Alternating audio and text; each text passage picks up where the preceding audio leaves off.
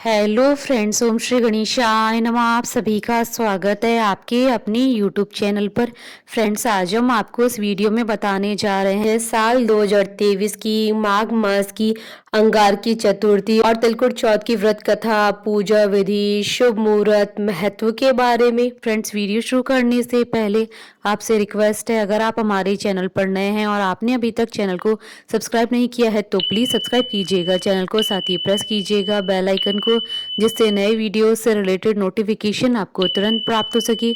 और वीडियो पसंद आने पर वीडियो को लाइक और शेयर जरूर कीजिएगा ताकि सभी भक्तों को इस वीडियो का लाभ प्राप्त हो सके। और कमेंट बॉक्स में ओम श्री गणेशाय नमः जरूर लिखिएगा। हर माह में दो चतुर्थी होती है, एक शुक्ल पक्ष में जिसे विनायकी चतुर्थी कहते हैं, दूसरी कृष्ण पक्ष में जिसे संकष्टी चतुर्थी कहा जाता है। लेकिन सभी में माघ मास की संकष्टी चतुर्थी का विशेष महत्व माना गया है, जिसे सकट चौथ, संकष्टी चतुर्थी, तिलकुट चौथ आदि नामों से जाना जाता है। इस बार माघ मास की संकष्टी चतुर्थी 10 जनवरी 2023 मंगलवार के दिन है। जब संकष्टी चतुर्थी मंगलवार के दिन पड़ती है तो उसे अंगारकी चतुर्थी के नाम से जाना जाता है। साल 2023 में तिलकुट चौथ और अंगारकी चतुर्थी का महासंयोग बन रहा है। अंगारकी चतुर्थी का व्रत करने से साल की सभी चतुर्थियों के व्रत का पुण्य फल प्राप्त होता है। अंगारकी चतुर्थी के दिन व्रत रखने वाले व्यक्ति को भगवान गणेश जी एवं मंगल देव दोनों का आशीर्वाद प्राप्त होता है। ऐसा भक्त कभी भी समस्याओं का सामना नहीं करेगा तथा एक संतुष्ट एवं शांतिपूर्ण जीवन व्यतीत करेगा। साथ ही साथ इस दिन व्रत करने वाले भक्तों की कुंडली से मंगल के दोषों का निवारण भी हो जाता है। दक्षिण भारत में मंगलवार श्री गणेश जी का दिन माना जाता है, परंतु उत्तर भारतीय बुधवार को श्री गणेश जी का दिन मानते हैं। पौराणिक मान्यताओं के अनुसार एक बार मंगल देव ने भगवान श्री गणेश जी को प्रसन्न करने हेतु कड़ी तपस्या करने का प्रण धारण किया था। उनकी कठोर तपस्या से प्रसन्न होकर श्री गणेश जी प्रकट हुए और मंगल देव को वरदान दिया कि मंगलवार के दिन जो भी भक्त चतुर्थी व्रत करेगा उस मनुष्य की सभी विघ्न बाधाएं मेरी कृपा से दूर हो जाएंगी। शास्त्रों के अनुसार अंगारकी चतुर्थी व्रत जीवन में किसी भी क्षेत्र में सफलता के लिए बहुत लाभदायी माना जाता है। संकष्टी का अर्थ होता है संकटों को हरण करने वाली चतुर्थी। इस व्रत में भगवान गणेश जी की पूजा की जाती है। महिलाएं अपनी संतान की मंगल कामना और लंबी उम्र के लिए इस दिन निर्जला व्रत रखती हैं। इस दिन व्रत रखकर भगवान गणपति जी की विधि पूर्वक आराधना की जाती है तथा उन्हें तिल के लड्डुओं का भोग लगाया जाता है। रात में चंद्र दर्शन के बाद इस व्रत को खोला जाता है। रात्रि में चंद्रोदय के बाद चंद्रमा को अर्घ्य देकर व्रत का पारण किया जाता है। चंद्रमा को शहद, रोली, चंदन मिश्रित दूध से अर्घ्य देना चाहिए। कुछ स्थानों पर महिलाएं व्रत के बाद सबसे पहले शकरकंद का प्रयोग करती है। ऐसी मान्यता है कि सकट चौथ पर गणपति जी की पूजा से सारे कष्ट दूर हो जाते हैं। सकट चौथ का व्रत विशेष रूप से संतान की दीर्घायु और उनके सुखद भविष्य की कामना के लिए रखा जाता है।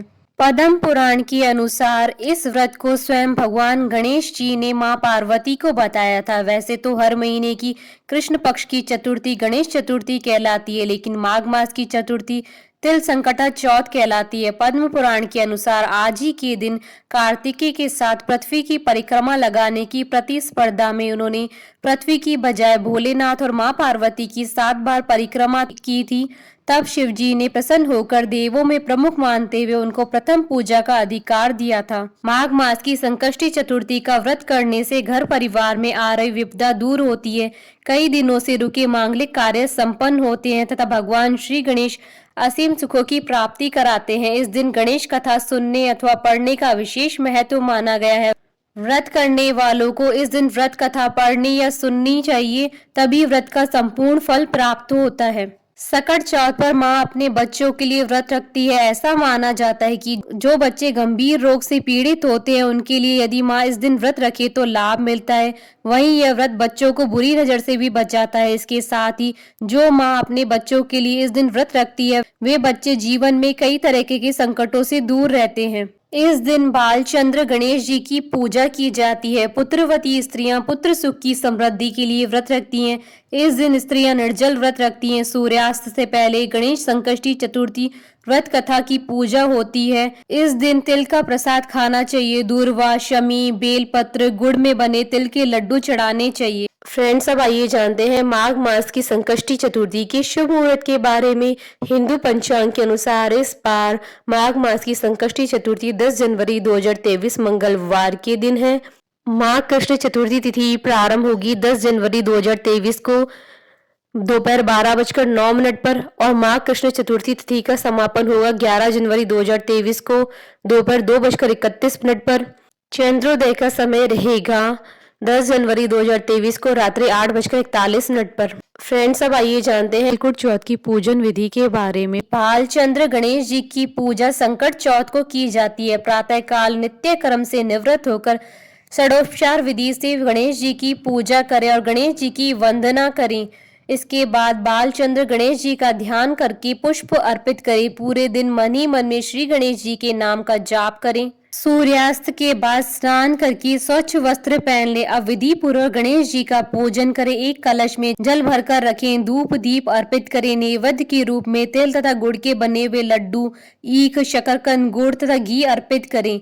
यह नैवेद्य रात्रि भर बांस के बने हुए डलिया टोकरी में ढक यथावत रख दिया जाता है। पुत्रवती स्त्रियां पुत्र सुख की समृद्धि के लिए व्रत रखती है। इस ढके हुए नैवेद्य को पुत्र ही खोलता है तथा भाई बंधुओं में बांटता है। ऐसी मान्यता है कि इससे भाई बंधुओं में आपसी प्रेम भावना की वृद्धि होती है। अलग अलग राज्यों में अलग अलग प्रकार के तिल और गुड़ के लड्डू बनाए जाते हैं। तिल के लड्डू बनाने के हेतु तिल को भूनकर गुड़ की चाशनी में मिलाया जाता है। फिर तिलकुट का पहाड़ बनाया जाता है। तत्पश्चात गणेश पूजा करके तिलकुट के पहाड़ को तोड़ा जाता है। गणेश पूजन के बाद चंद्रमा को कलश से अर्घ्य अर्पित करें। धूप दीप दिखाएं। चंद्रदेव से अपने घर परिवार की सुख और शांति के लिए प्रार्थना करें। इसके बाद एकाग्रचित्त होकर कथा सुने या सुनाएं। सभी उपस्थित जनों में प्रसाद बांट दें। महिलाएं इस दिन दूध और शक्करकंदी खाकर अपना व्रत खोलती है। महिलाएं अगले दिन ही अनाज ग्रहण करती हैं। पूजन के समय गणेश मंत्र का जप करें। गणेश मंत्र का जप करते हुए 21 दूर्वा गणेश जी को अर्पित करनी चाहिए। साथ ही भगवान गणेश जी को बूंदी के लड्डुओं का भोग लगाना चाहिए। फ्रेंड्स, अब आइए प्रारंभ करें अंगार की संकष्टी चतुर्थी की व्रत कथा। अंगार की चतुर्थी के महात्म कथा गणेश पुराण की उपासना खंड की 60वें अध्याय में वर्णित है। पृथ्वी देवी ने महामुनि भारद्वाज के जपा पुष्प तुल्य अरुण पुत्र का पालन किया। 7 वर्ष के बाद उन्होंने उसे महर्षि के पास पहुंचा दिया। महर्षि ने अत्यंत प्रसन्न होकर अपने पुत्र का आलिंगन किया और उसका सविधि उपनयन कराकर उसे वेद शास्त्र आदि का अध्ययन कराया। फिर उन्होंने अपने प्रिय पुत्र को गणपति मंत्र देकर उसे गणेश जी को प्रसन्न करने के लिए आराधना करने की आज्ञा दी। मुनि पुत्र ने अपने पिता के चरणों में प्रणाम किया और फिर पुण्य सलीला गंगा जी के तट पर जाकर वह परम प्रभु श्री गणेश जी का ध्यान करते हुए भक्ति पूर्वक उनके मंत्र का जाप करने लगा। वह बालक निरहार रहकर 1 सहस्त्र वर्ष तक गणेश जी के ध्यान के साथ साथ उनका मंत्र जपता रहा। माघ कृष्ण चतुर्थी को चंद्रोदय होने पर दिव्य वस्त्रधारी अष्टभुज चंद्र बाल प्रसन्न होकर प्रकट हुए। उन्होंने अनेक शस्त्र धारण कर रखे थे। वे विविध अलंकारों से विभूषित अनेक सूर्यों से भी अधिक दीप्तिमान थे। भगवान गणेश जी के मंगलमय अद्भुत स्वरूप का दर्शन कर तपस्वी मुनि पुत्र ने प्रेम गद कंठन से उनका स्तवन किया। वरद प्रभु बोले, मुनि कुमार, मैं तुम्हारे धैर्यपूर्ण कठोर तप एवं स्तवन से पूर्ण प्रसन्न हूँ। तुम उचित वर मांगो, मैं अवश्य पूर्ण करूंगा। प्रसन्न पृथ्वी पुत्र ने अत्यंत विनय पूर्वक निवेदन किया, प्रभु आज आपके दुर्लभ दर्शन कर मैं कृतार्थ हो गया हूँ। मेरी माता पर्वत मालिनी पृथ्वी, मेरे पिता, मेरा तप, मेरे नेत्र, मेरी वाणी, मेरा जीवन और जन्म सभी सफल हुए। दया मैं स्वर्ग में निवास कर देवताओं के साथ अमृत पान करना चाहता हूँ। मेरा नाम तीनों लोकों में कल्याण करने वाला मंगल प्रख्यात हो। पृथ्वी नंदन ने आगे कहा, करुणा मूर्ति प्रभु, मुझे आपका भुवन पावन दर्शन आज माघ कृष्ण चतुर्थी को हुआ है। अतः यह चतुर्थी नित्य पुण्य देने वाली एवं संकट हारनी हो। सुरेश्वर, इस दिन जो भी व्रत करे आपकी कृपा से उसकी समस्त कामनाएं पूर्ण हो जाया करे। सद्य सिद्धि प्रदाता देव देव गजमुख ने वर प्रदान किया। मैदनी नंदन, तुम देवताओं के साथ सदा पान करोगे। तुम्हारा मंगल नाम सर्वत्र विख्यात होगा। तुम धरणी के पुत्र हो। तुम्हारा रंग लाल है तथा तुम्हारा एक नाम अंगारक भी प्रसिद्ध होगा और यह तिथि अंगारक चतुर्थी के नाम से प्रख्यात होगी। पृथ्वी पर जो मनुष्य इस दिन मेरा व्रत करेंगे उन्हें वर्ष पर्यंत चतुर्थी व्रत करने का फल प्राप्त होगा। निश्चय ही उनकी किसी कार्य में कभी विघ्न उपस्थित नहीं होगा। परम प्रभु गणेश जी ने मंगल को वर देते हुए आगे कहा, तुमने सर्वोत्तम व्रत किया है, इस कारण तुम अवंती नगर में परंतप नामक नरपाल होकर सुख प्राप्त करोगे। इस व्रत की अद्भुत महिमा है। इसके कीर्तन मात्र से मनुष्य की समस्त कामनाओं की पूर्ति होगी।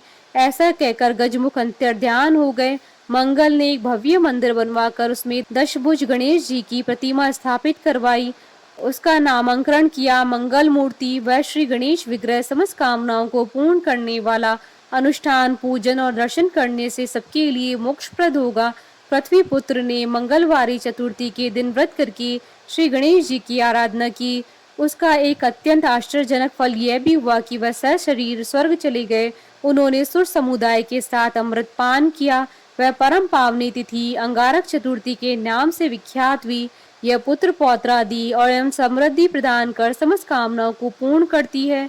परम कारुणिक गणेश जी को अंतर हृदय की विशुद्ध प्रीति अभीष्ट है। श्रद्धा और भक्ति पूर्वक त्रैताप निवारक, दया निदान, मोदक प्रिय, सर्वेश्वर, गजमुख, कपित, जम्बू एवं वन्य फलों से ही नहीं, धूर्वा के 2 दलों से भी प्रसन्न हो जाते हैं और मुदित होकर समस्त मनोकामनाओं की पूर्ति करते हैं। तिल चौथ की कथा। एक शहर में देवरानी जेठानी रहती थी। जेठानी अमीर थी और देवरानी गरीब थी।